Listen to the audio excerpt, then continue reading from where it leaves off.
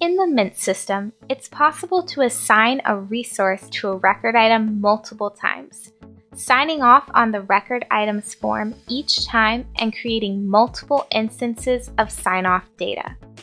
It's also possible, however, to completely redo and overwrite the sign-off instance.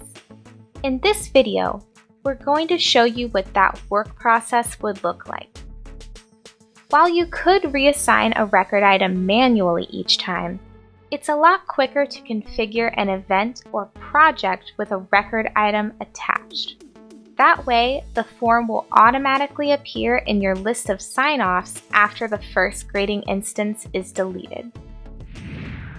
First, we'll schedule a training with a form attached.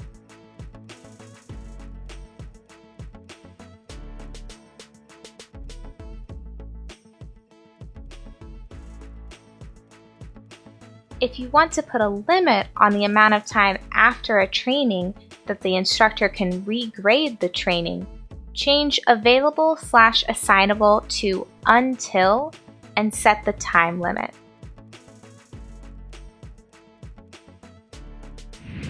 Now, we'll log into the web portal as an instructor and sign off on the form.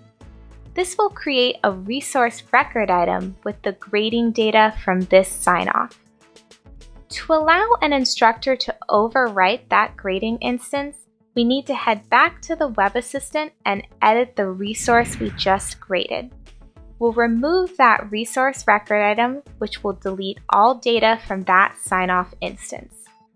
If the form has other record items associated, make sure you delete those as well. Because the form is attached to a training the instructor and trainee are assigned to, we don't have to do anything else.